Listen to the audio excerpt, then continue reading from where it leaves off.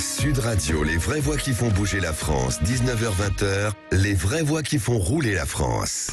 Nous avons sur l'hydrogène, vous voyez l'automobile derrière moi, d'ores et déjà su prendre les bons investissements. Écoute, on va pas s'engueuler pour une bagnole. Plusieurs dizaines de sites de production d'hydrogène industriel sont à prévoir. Il va falloir que cette voiture soit performante. Nous avons la possibilité vraiment de reconsolider une chaîne de valeur à cet égard. L'auto, monsieur Fernand, l'auto. Ça pousse.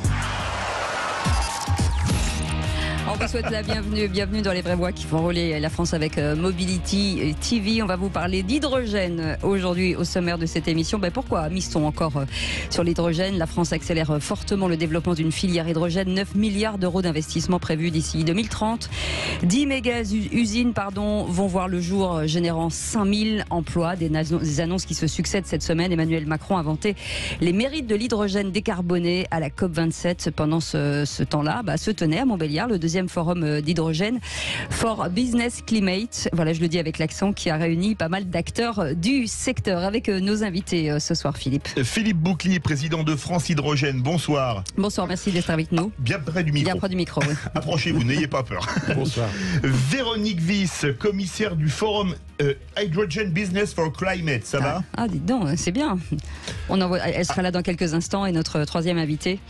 Éric Oterno, conseiller régional Bourgogne-Franche-Comté en charge de la conversion écologique de l'économie. Bonsoir. Bonsoir, merci d'être avec nous. On va démarrer tout de suite sur le rôle de l'hydrogène pour réussir cette décarbonation. Philippe Bouclier, avec vous, vous êtes président de France Hydrogène. Pour ceux qui n'y connaissent pas grand-chose, on va essayer de comprendre. Alors, on nous parle d'hydrogène depuis des années et des années, dans les avions, dans les voitures. Aujourd'hui, on nous parle d'hydrogène décarboné. Qu'est-ce que ça veut dire ? Déjà, peut-être dire ce que c'est que France Hydrogène. France Hydrogène, c'est l'association qui fédère l'ensemble des acteurs de l'hydrogène en France. Donc, c'est à la fois des grands groupes, des PME, PMI, start-up, ETI. Également des centres de recherche, également des collectivités territoriales. On n'est pas un syndicat, mais une association, loi 1901. Et on rassemble beaucoup de collectivités territoriales, notamment toutes les régions de France sont adhérentes. Et c'est particulièrement important puisque le développement de l'hydrogène va être dans les territoires. Et on sent beaucoup d'adhérents, donc on sent l'importance, in fine, de l'hydrogène. On sent que vous représentez quand même énormément de gens. Forte dynamique, on était 120 en 2019, on est plus de 460 actuellement.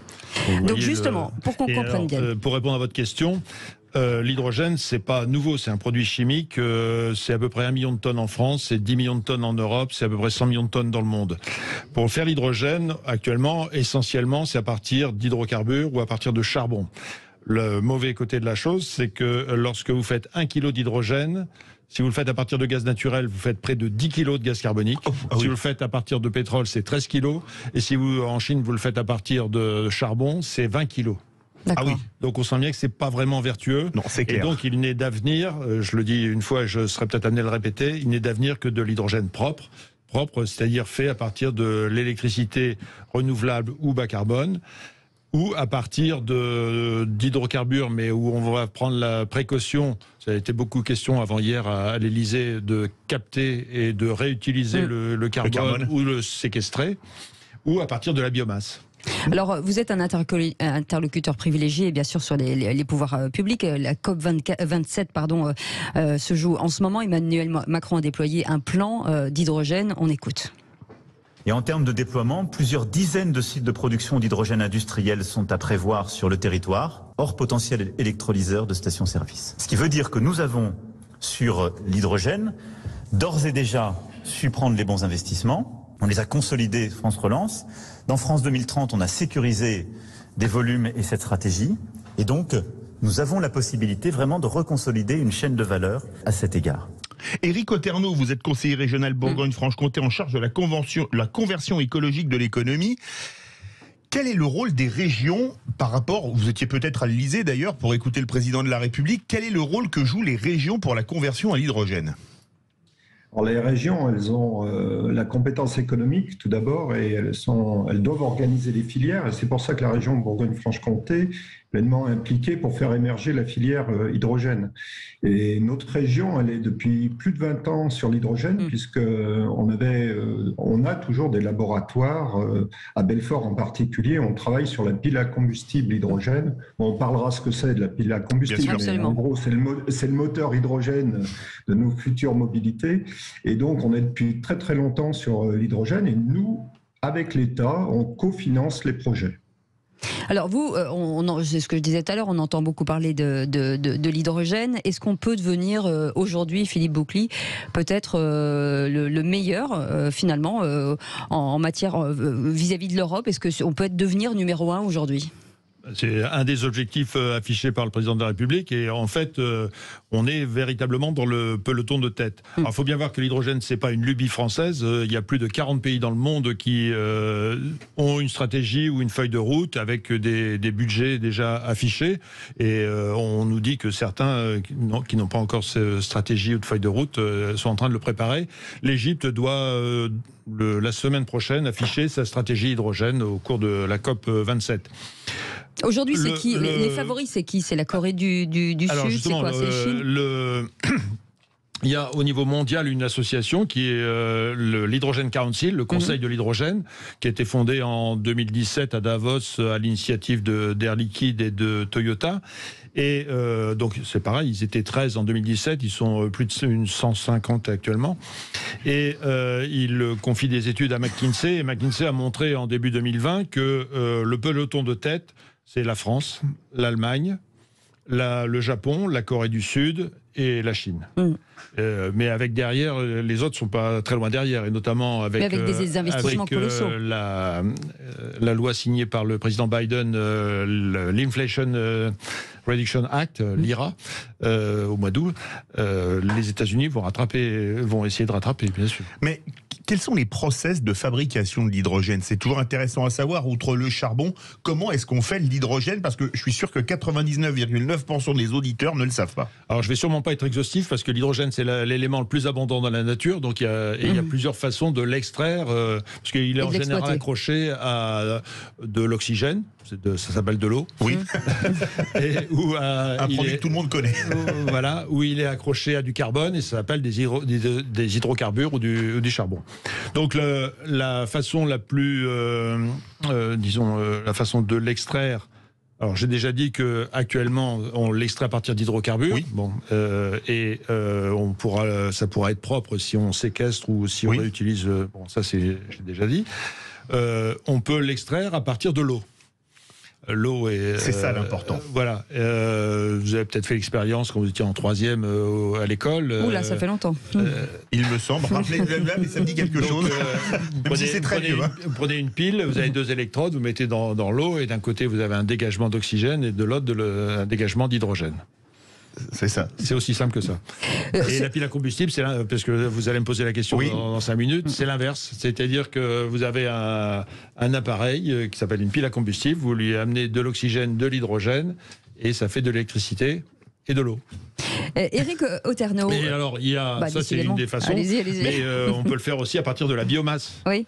À partir de la biomasse, c'est-à-dire vous faites de la thermolyse de la biomasse, vous chauffez à 500-600 degrés des déchets de bois par exemple, et après quelques petites opérations chimiques, vous sortez de l'hydrogène. Avant de vous donner la parole, Cécile, j'ai vu Éric Oterno sortir son tube à essai. Oui, voilà. C'est ça. Justement, Éric Oterno. Je l'ai fait en 3e. Pour ce qui est les régions, l'important justement, on parle de réindustrialisation, de faire revenir et de transformer l'industrie dans des régions. C'est un travail de longue haleine, mais qui va porter ses fruits chez vous? Oui, tout à fait. Alors, c'est un travail de longue haleine, mais il faut vraiment accélérer. C'est de ce dont on a parlé au forum. Il faut vraiment accélérer. Pour nous, c'est important parce que la région Bourgogne-Franche-Comté, elle est très connue pour le comté, la saucisse de Morteau et ses vins bourguignons pour Bourgogne-Franche-Comté. Mais elle est en fait la région la plus industrielle de France, avant les Hauts-de-France. À égalité, on va dire. Et donc, pour nous, il est important de conserver notre industrie. Et dans la stratégie, comme il va y avoir probablement une taxe carbone aux frontières de l'Europe, Nous, on a besoin d'avoir une industrie décarbonée, de la conserver, puisqu'on a, on va dire, du ferroviaire avec Alstom, on a de la mobilité automobile avec Stellantis à Sochaux, et bon, j'en citerai bien d'autres. Et donc, il est très important de garder notre industrie. Et la seule manière de la garder pour un avenir très proche, c'est de la décarboner. Eh ben, vous restez avec nous, on revient dans quelques instants. On va revenir sur cet hydrogène, le rôle forcément des entreprises, des acteurs du milieu. Beaucoup d'automobiles aussi, beaucoup de constructeurs s'engagent dans l'hydrogène. On va en parler dans quelques instants. C'est les vraies voies de la mobilité avec Mobility TV. Aujourd'hui, on fait rouler la France. Hein, mais à l'hydrogène. À l'hydrogène, exactement. Elle est restée sur Sud Radio. Très novateur. On revient dans un instant. Sud Radio, les vraies voix qui font bouger la France, 19h-20h, les vraies voix qui font rouler la France. Merci d'être avec nous aujourd'hui pour les vraies voix qui font rouler la France avec Mobility TV. On parle beaucoup d'hydrogène, l'avenir de l'hydrogène, l'avenir des constructeurs et l'hydrogène. Avec nos invités, Philippe Bouclit avec nous, président de France Hydrogène, avec Éric Oterno qui est conseiller régional Bourgogne-Franche-Comté en charge de la reconversion ou de la conversion écologique de l'économie. Et notre invité Véronique Wyss, commissaire du forum hydrogène Business for Climate. Bonsoir, merci d'être avec nous. Bonsoir. Bonsoir. Alors, c'était beaucoup de conférences entre le 8 et le 9 novembre à ce forum. On y parle de quoi? Qui était là? Et aujourd'hui, qu'est-ce qu'on peut en dire de ces 2 jours? Est-ce que des discussions sont avancées? Est-ce qu'on a trouvé des partenariats entre certains acteurs? Et c'était le but? Alors oui, c'était le but, c'était vraiment de rassembler la filière hydrogène, de rassembler les industriels, enfin le secteur privé, le secteur public, de rassembler tous les acteurs qui sont impliqués donc dans ce grand sujet, grand enjeu de décarbonation. Alors on a parlé de quoi? On a parlé des grands enjeux de production massive d'hydrogène. Donc comme je disais Philippe Bouclit, au niveau mondial, il y a énormément de pays qui ont des feuilles de route et les projets, les initiatives fleurissent véritablement. Donc c'est à coups de milliards en fait que ça se joue, donc aussi bien au niveau européen, mais aussi au niveau africain. Je pense notamment à la Mauritanie, à la Namibie, à l'Afrique du Sud. Évidemment, il y a le Maroc. Donc c'est vraiment une carte, on va dire, de production d'hydrogène qui est en train de se mettre en place. Donc avec des enjeux extrêmement importants. Donc c'est vrai que la consommation d'hydrogène va être très importante dans les années à venir et l'Europe aura très certainement besoin d'importer de l'hydrogène.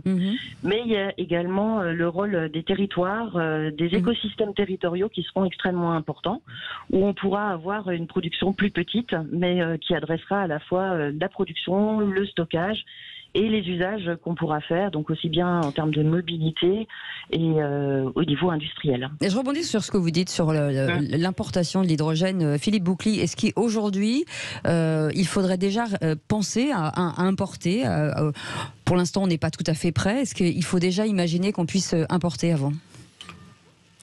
Enfin, il faut déjà, déployer tous nos moyens et... En amont de la production d'hydrogène, il faut déjà développer de l'énergie renouvelable. C'est pour ça que Véronique citait la Mauritanie, enfin des pays, il ne vous a pas échappé que c'est des pays ensoleillés. Oui. Donc il faut déjà développer des champs énormes de panneaux solaires pour produire l'électricité qui servira à produire l'hydrogène. Véronique Wyss, pardon, Philippe, allez-y. Non, c'était pour une question pour Éric Oterno. Il y a beaucoup de projets hydrogène dans votre région en Bourgogne-Franche-Comté. Oui, tout à fait. Et on reviendra peut-être sur les projets industriels. Moi, je voulais intervenir. Nous, la région, on a une stratégie de produire massivement des énergies renouvelables, parce que notre stratégie, après avoir, on va dire, avoir une dépendance des pays d'Arabie Saoudite pour le pétrole, puis du gaz russe, nous, on ne veut pas dépendre à nouveau d'un autre pays qui serait la Mauritanie ou je ne sais pas où. Voilà. Donc, on veut avoir notre autonomie énergétique, produire nos propres énergies renouvelables et ensuite produire notre hydrogène. C'est vraiment là notre stratégie, une stratégie d'indépendance. Et comment justement convaincre tous ces industriels de venir chez vous? Parce que j'imagine que toutes les régions de France aujourd'hui font des appels d'offres et des incantations pour venir chez eux. Qu'est-ce qui finalement, alors c'est quand même l'une des régions les plus industrialisées de France, hein, on connaît Sochaux, enfin toutes ces grandes villes, mais qu'est-ce qu'il y a de plus chez vous? Alors, si vous voulez, il y a une conjonction de plusieurs facteurs favorables. Comme je vous l'ai dit, on a un centre de recherche et plusieurs centres de recherche qui travaillent sur l'hydrogène depuis plus de 20 ans. Donc, on est aussi dans la recherche avec l'hydrogène. Toutes les solutions ne sont pas matures. On a des grands constructeurs automobiles et ferroviaires qui vont utiliser de l'hydrogène. Et on a une compétence mécanique parce que pour fabriquer des piles à hydrogène, pour fabriquer des électrolyseurs, il faut avoir des grandes compétences mécaniques. On a des usineurs qui font des grandes pièces, hein, chez General Electric, EDF, des turbines, etc. Et donc, il y a toute cette partie-là qui peut se reconvertir dans l'hydrogène par sa capacité à usiner des pièces de grande taille. Sans formation ? D'accord. Alors, bien évidemment, il y a un sujet formation dans lequel est pleinement impliquée la région, c'est-à-dire, par exemple, aujourd'hui, des chaudronniers dont on a beaucoup besoin dans l'hydrogène, on a besoin de les former, de leur apporter une compétence supplémentaire sur l'hydrogène, et on a également des formations hydrogène qui sont mises en place sur le territoire. Philippe Boucli, c'est un peu le cas dans toutes les régions, toutes, on va dire, mouillent le maillot pour l'hydrogène? Alors oui, toutes les régions ont soit une stratégie, soit même une feuille de route avec des budgets affichés, des budgets qui sont relativement importants. Je crois savoir qu'en Bourgogne-Franche-Comté, et monsieur le conseiller régional, bien près du micro, c'est près de plus de 100 millions d'euros. En Occitanie, c'est 150 millions d'euros et d'autres régions. Donc que ce soit Auvergne-Rhône-Alpes, l'Occitanie, la Normandie, les Hauts-de-France, Nouvelle-Aquitaine, Sud, Grand Est, enfin toutes ont des projets, ont une stratégie, une feuille de route et des projets d'envergure à développer. Véronique Wyss, au Forum Hydrogène Business for Climate, vous avez entendu forcément ce qu'a dit Emmanuel Macron, on l'a diffusé en première partie. Est-ce que finalement les acteurs que vous avez côtoyés pendant ces conférences se disent qu'on va assez loin en France? Est-ce qu'il fallait encore développer plus ou mettre encore un peu plus de budget sur la table, ou finalement c'est raisonnable? Alors, il faut mettre du budget sur la table, mais surtout, il faut inviter tout le monde à collaborer et à avoir le bon tempo, parce que c'est des sujets qui impliquent à la fois des acteurs industriels, des acteurs académiques, mais on a aussi la question effectivement du financement qu'il faut vraiment intensifier, la question des réglementations. Donc nous, ce qu'on a souhaité, c'est vraiment pouvoir mettre tout le monde autour de la table pour pouvoir échanger autour des leviers, des freins à lever, et essayer d'avoir le bon tempo justement pour pouvoir déployer et accélérer le plus rapidement possible. Une réaction, Philippe Boucli? Oui, nous avons fait une enquête auprès de l'ensemble des membres de France Hydrogène. Bien près du micro. Une enquête auprès de l'ensemble des membres de France Hydrogène. Il faut voir que nous visons près de 7000 mégawatts d'électrolyse. Actuellement, nous avons 7 mégawatts d'électrolyse. Ah oui, effectivement. Par 1000 d'ici 2030. Oui. D'ici 2030. Donc il faut se bouger. Oui. Et nous avons des projets, comme je disais, des projets dans toutes les régions.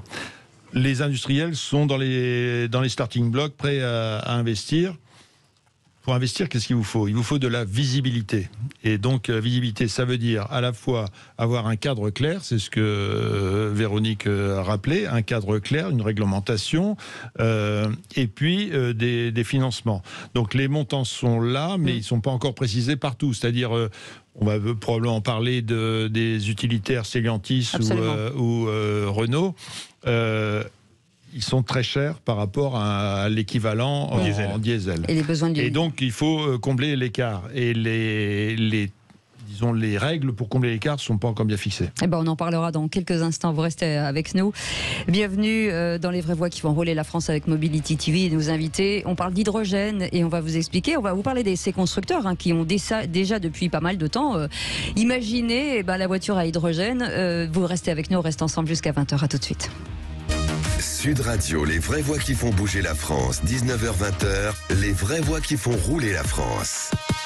Et on va peut-être vous faire rouler à l'hydrogène. En tout cas, c'est l'avenir peut-être de l'automobile en France avec nos invités pour en parler. Philippe Bouclit avec nous, président de France Hydrogène. Véronique Wyss, commissaire du forum Hydrogène Business for Climate qui était le 8 et le 9 novembre dernier. Et puis Eric Oterno, conseiller régional Bourgogne-Franche-Comté en charge de la conversion écologique de l'économie. Et puis notre invité, puisqu'on va parler des innovations autour de l'hydrogène, il est avec nous, Gauthier Corbat. Bonjour, bonsoir. Bonsoir.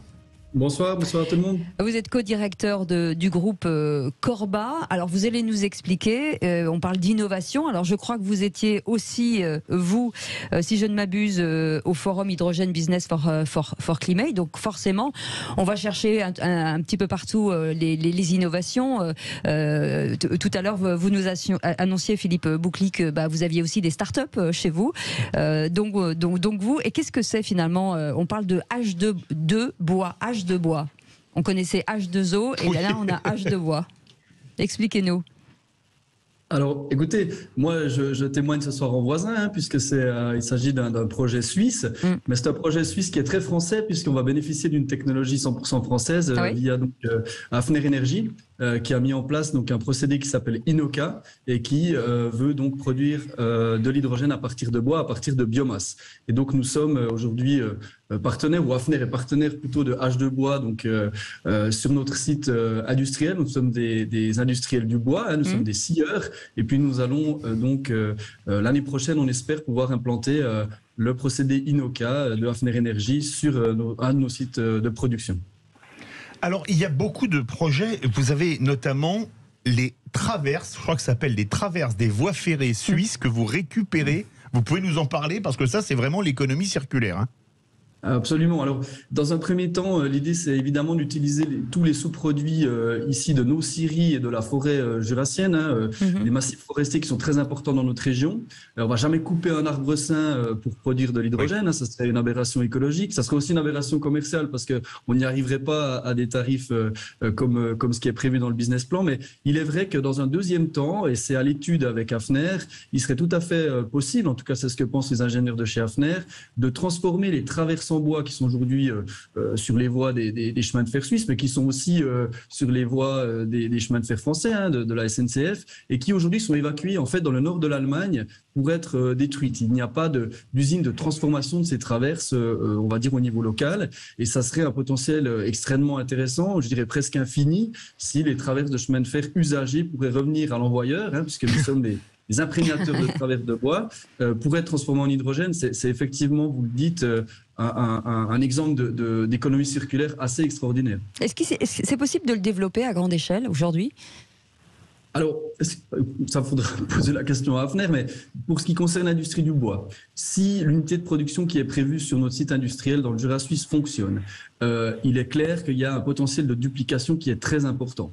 On a reçu un prix innovation au niveau suisse il y a 3 semaines pour ce projet. Bravo. Le premier argument qui a été mis en avant, c'est son potentiel de duplication. Il faut vous imaginer que demain, encore une fois, si tout ça fonctionne comme prévu, si l'écosystème qu'on met en place fonctionne, vous pouvez le dupliquer dans les autres cantons suisses, vous pouvez le dupliquer à peu près partout en France, parce que vous avez un potentiel aussi au niveau de l'industrie du bois qui est très important. Et puis disons, ce qui met en avant le processus Hafner comme jamais aujourd'hui, c'est que vous avez besoin de 10 fois moins d'électricité que via électrolyse pour fabriquer de l'hydrogène. Donc je pense que vous avez peut-être parlé du prix de l'électricité aujourd'hui, je crois que tout le monde est au courant. Même en Suisse, a priori. Nous, on va payer 3 fois plus d'électricité sur nos sites industriels l'année prochaine, ça représente environ 700 000 € de plus-value par rapport à cette année. Voilà. Tout ça pour dire que le processus d'Hafner est particulièrement encourageant à ce niveau-là et il est duplicable à grande échelle. Je crois sans trop de problèmes si disons la technologie et puis aussi les matériaux et les cerveaux suivent. Oui. Eric Oterno, justement, c'est le recyclage, cette économie circulaire, les déchets qu'on n'utilise plus, c'est aussi une manière, à un moment donné, il va falloir les gérer. Quand on voit ces nouveautés, en tout cas cette innovation, l'avenir est plutôt positif. Oui, tout à fait. Alors, nous, dans notre région... Le Jura français fait aussi bien que le Jura suisse, il n'y a pas de problème. Oui, voilà, c'est ce que j'allais dire. Donc, c'est tout à fait duplicable. Et comme vous l'avez dit, quand on fait du bois construction, c'est-à-dire des poutres, il y a des déchets qu'on peut utiliser pour faire de l'hydrogène. Et le bois construction, il a aussi une autre vertu, c'est qu'il remplace maintenant le ciment. Et les cimenteries sont des principaux vecteurs de gaz carbonique. Et donc, on voit qu'on est pleinement dans une économie qui devient vertueuse, ou moins émettrice de CO2. Philippe Boucli, alors l'innovation est dingue. Et comment, si on arrive à faire le lien à un moment donné, de se dire de là pour aller jusqu'à l'automobile, parce que c'est un peu ça aussi le sujet du jour. Finalement, c'est que tout est bon aujourd'hui pour faire de l'hydrogène. On a toutes les briques. Toutes les briques sont disponibles, hein, que ce soit au niveau de la production et les voies pour produire de l'hydrogène propre sont nombreuses. Il faut assurer la logistique, et avec l'hydrogène c'est pas simple parce que c'est quand même une petite molécule, donc il faut soit le comprimer, soit le liquéfier, soit le... Alors j'ai vu hier justement au forum une très belle innovation portée par une société qui s'appelle Minkatech Energy, et avec alors leur produit s'appelle Mythique, mais ça s'écrit pas comme vous pensez. Si ça permet de nous croiser, c'est pas mal. Voilà. Et en fait, ils vont transporter. Alors, on peut dire que c'est de l'hydrogène solide, mais en fait, c'est de l'hydrogène qui est absorbé par des hydrures métalliques, et à des pressions et des températures relativement basses qui permettent des applications. Là, l'application qui a été montrée, c'est un petit véhicule léger. On est dans la mobilité. Bien sûr. Dans le sujet. Et qui peut servir donc notamment aux postiers, mais à d'autres. Et puis qui peut servir également comme stockage de l'hydrogène dans des applications très décentralisées. On peut même imaginer que vous allez faire le plein d'hydrogène chez vous. Ah oui. C'est-à-dire, si vous avez l'électricité, il va falloir faire de l'électricité, c'est-à-dire qu'il faut aussi des panneaux solaires sur votre toit. D'accord, oui, c'est pas le beurre et l'argent du beurre. Non. Véronique Wyss, il y a beaucoup de projets, McPhy, Génie, Plasticonium, Forestia. Vous pouvez nous en parler un peu ? Alors, je vais peut-être plutôt donner la parole à Eric, qui est plus au fait que vous dessus ? Sur ces implantations en Nord-Franche-Comté, donc dans le cadre des PIEC, donc des grands projets d'intérêt commun européen. Eric. Alors, je vais prendre l'exemple de Belfort. Autour de Belfort, vous aurez bientôt, en 2023, une gigafactory qui fait des électrolyseurs. Donc là, pour produire de l'hydrogène, donc on va dire le carburant quelque part, à partir d'électrolyse de l'eau. On a déjà Forestia qui fait des réservoirs d'hydrogène pour les véhicules, et en particulier les camions. On a, je vous ai dit, des startups qui font de la pile à combustible, c'est-à-dire ce qui va produire l'électricité. Et on a également des laboratoires de certification qui viennent de s'implanter. Et comme Philippe Boucli en a parlé, on a également des innovations, et Minkatech est également à Belfort. Donc vous voyez, dans un périmètre de, on va dire, 30 km, vous avez à peu près tous les acteurs de l'hydrogène. Et on va dire, à 35 km, vous avez Sochaux. Donc voilà. Oui, absolument. Je me trompe, ou vous avez déjà, en tout cas fin 2022, vont arriver les bus à hydrogène chez vous ? Oui, tout à fait. Alors, effectivement, c'est une autre brique où on va avoir à la fois une station de recharge hydrogène, où pour l'instant des bus pourront se recharger, Inamix, et des bus hydrogène qui vont arriver en mars 2023, tout à fait. Véronique Wyss, dans un genre différent, il y a aussi la Formule 1 et la moto qui arrivent. Oui, alors effectivement, on a eu le Cécile étant ancienne pilote automobile, ça va l'intéresser. Elle va peut-être remettre le casque, les gants et la combinaison en vous écoutant. Oui, donc on a eu le plaisir de voir dévoiler une première moto à hydrogène, moto de compétition, donc d'une société également qui est implantée en Bourgogne-Franche-Comté.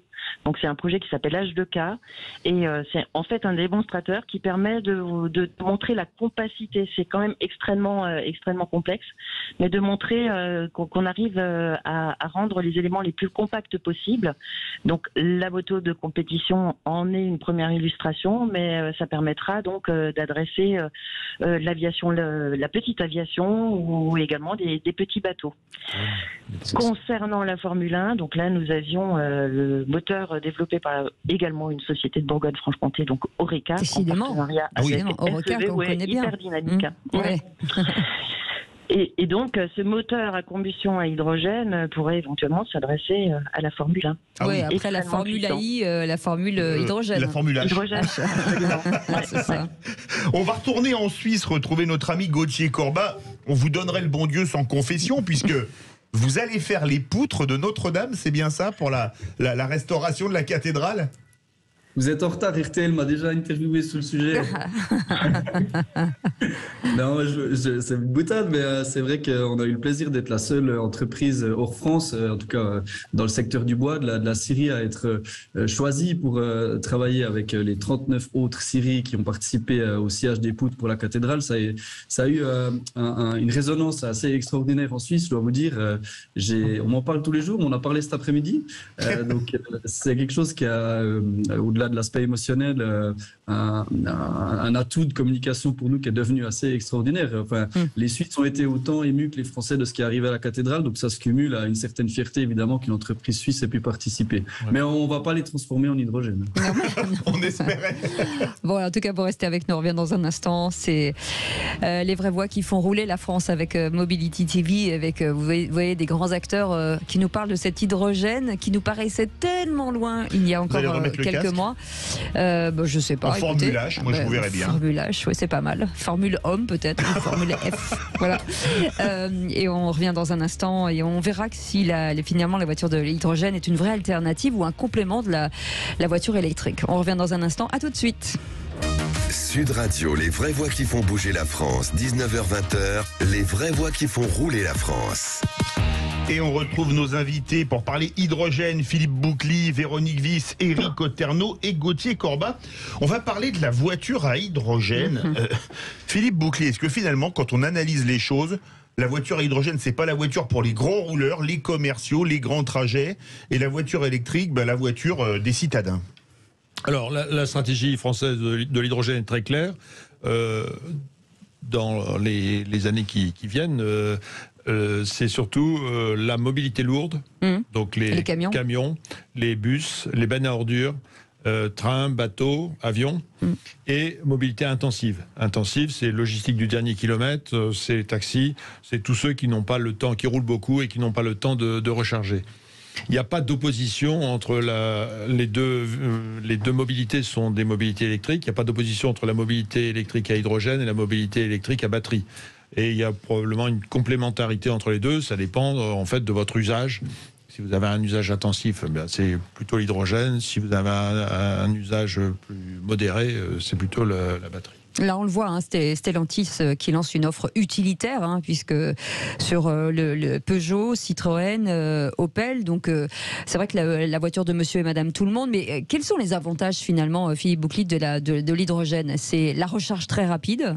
Avec l'hydrogène, vous avez le meilleur des deux mondes. C'est-à-dire que vous avez la rapidité de recharge du véhicule à essence ou diesel. Et vous avez l'avantage de l'électrique à batterie, c'est-à-dire pas de bruit et pas de pollution. Et vous avez l'autonomie l'autonomie du diesel ou de l'essence. Donc vous avez vraiment le meilleur. 600-700 km par plein, quoi. Ouais. Il faut compter, oui, c'est ça. Avec 1 kilo d'hydrogène, vous faites 100 km et les réservoirs sont 6 litres à peu près. 5-6 kilos, oui. D'accord. Éric Oterno, conseiller régional donc en Bourgogne-Franche-Comté. On parlait des bus tout à l'heure, c'est vous. Et je regardais une vidéo, finalement, les gens disaient, mais le confort est incroyable dans le bus. Alors, pour tout vous dire, j'ai déjà roulé dans les bus à hydrogène, puisqu'il y a eu des démonstrations de fait. C'est effectivement le silence, parce qu'un bus à hydrogène, comme une voiture hydrogène, c'est avant tout un bus électrique. C'est-à-dire qu'il y a une production d'électricité par l'hydrogène, mais c'est tout à fait le confort d'une voiture électrique. Moi, j'y vois aussi un autre avantage pour venir en complément de M. Boucly, c'est que contrairement à la batterie qui utilise des métaux rares, et on voit qu'on a une compétition avec la Chine, l'hydrogène utilise plutôt des métaux communs qu'on arrive beaucoup mieux à recycler, contrairement aux terres rares, et on aura une indépendance bien supérieure avec l'hydrogène qu'avec les batteries. Ça, c'est très clair. Véronique Wyss, il y a quelques fabricants français. Alors évidemment, en Bourgogne-Franche-Comté, si le forum Hydrogène Business for Climate était à Montbéliard, on peut dire que c'est un peu la capitale de Stellantis. On peut imaginer que Stellantis est quand même un peu impliqué dedans. Mais il y a d'autres fabricants qu'on a vus au Mondial de l'Automobile. On était en émission sur Sud Radio avec Cécile. Je pense par exemple à Opium ou à Namix. Ouais. Vous pouvez nous parler un peu de ces constructeurs français? Est-ce que les gros, les anciens, type Stellantis, vont les écraser ou est-ce qu'il y a un marché à prendre? Moi, je pense qu'il y a vraiment un marché à prendre. Hein. Si on prend le cas d'Opium, donc lui déjà un petit peu, on va dire que c'est le Tesla de l'hydrogène, hein, si on veut un peu raccourcir. Absolument. Donc on est sur du véhicule haut de gamme et très haut de gamme, très haut de gamme, très beau design. Il faut avoir un salaire suisse sinon. Effectivement. Et donc il y a une précommande qui a été faite de 10 000 véhicules avec le Crédit Agricole. Et Namix arrive avec une solution différente où il y a notamment une cartouche à hydrogène qui permet de...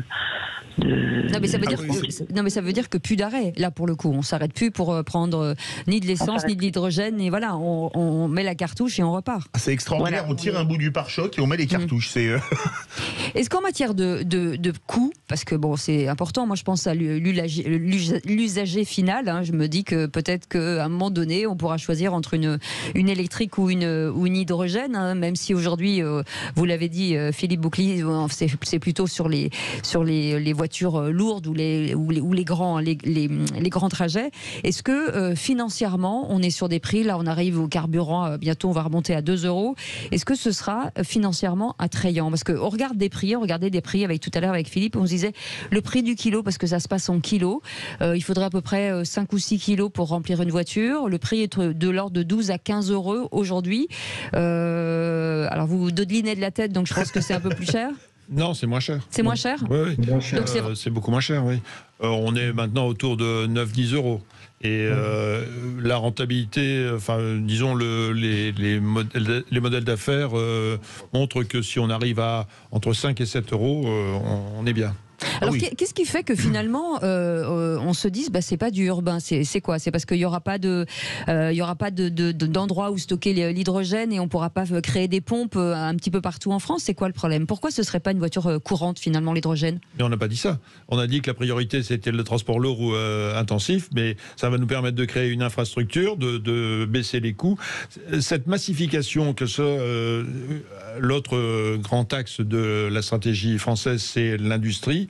C'est ce que le président Macron a rappelé il y a 2 jours. Et donc là, ça va permettre de massifier, donc de faire des grandes quantités et de baisser le coût de l'électricité. Également, le développement des renouvelables va également... le coût des renouvelables a déjà beaucoup baissé et il va continuer à baisser. Et l'hydrogène, c'est essentiellement de l'électricité transformée en gaz. Hein. Donc les 3/4 du prix, c'est de l'électricité. Donc tout ça fait que ça va baisser avec le temps et il faut commencer par un bout. Et le bout, c'est la massification et le changement d'échelle et l'industrie lourde ou la mobilité lourde. Il nous reste même pas 2 minutes. Gauthier Corba, il y a une centaine de taxis à hydrogène dans Paris. En Suisse, ça commence à prendre ou pas? Alors, la spécificité suisse, c'est les camions. Il y a Hyundai qui a investi avec dans le cadre d'un écosystème qui s'appelle Hydrospider en Suisse, qui est connu du microcosme hydrogène et qui est aujourd'hui en fait la flotte la plus importante déployée en Europe. Il y a environ une 50aine de camions. Je confirme ce qui a été dit tout à l'heure. Je n'ai pas parlé directement aux chauffeurs de ces camions, mais je sais qu'ils sont extrêmement satisfaits de la conduite de ces engins. Et donc voilà, ça c'est le premier développement, je dirais, d'envergure en Suisse qui permet aussi le déploiement de stations. Ce qu'on aura aussi sur notre site à nous. Ça a été peu évoqué, je sais qu'on n'a pas beaucoup de temps, mais nous, on a aussi toute cette attractivité par rapport au projet qui est liée à l'industrie, puisqu'il y a des besoins très importants dans le domaine industriel et qu'on a des sous-traitants horlogers importants dans notre région qui vont venir s'implanter à proximité de cette usine pour bénéficier d'un apport d'hydrogène vert. Donc l'industrie aussi, ça a été thématisé dans le forum, extrêmement intéressée aujourd'hui à être approvisionnée en hydrogène. Et juste un petit mot, Éric Oterno, si effectivement pour la région Bourgogne-Franche-Comté, si certains nous écoutent aujourd'hui, vous faites des appels à projets ou pas? Oui, tout à fait. Nous, on soutient directement les filières, mais on a aussi également des appels à projets. Et effectivement, je voudrais juste compléter, la stratégie, elle est vraiment décarboner l'industrie et la métallurgie, parce que nous aussi, on est des entreprises métallurgiques, 2, les mobilités lourdes, et seulement 3, dans un futur peut-être un peu plus lointain, le véhicule de Monsieur Tout-le-Monde. Voilà. Merci beaucoup d'avoir été avec nous. Merci Philippe Boucli, président de France Hydrogène. Merci beaucoup Véronique Wyss, commissaire du Forum Hydrogène Business for Climate. Merci beaucoup Éric Oterno, conseiller régional Bourgogne-Franche-Comté en charge de la conversion écologique et économique. Merci Gauthier Corbat, directeur du groupe Corbat qu'on avait en ligne depuis la Suisse. Absolument, merci, en tout cas vous étiez passionnant. Merci d'avoir été avec nous. Merci à Mobility TV de nous faire confiance. On se retrouve demain à 17h avec Philippe David à partir de 17h pour les vraies voix. Comme d'habitude, avec un immense plaisir. Tout de suite, comme tous les soirs, conseil de famille avec Stéphane Moller pour gérer votre patrimoine. Et notre ami Yvan Cujous recevra Tété et Roxane Arnal. À demain, salut.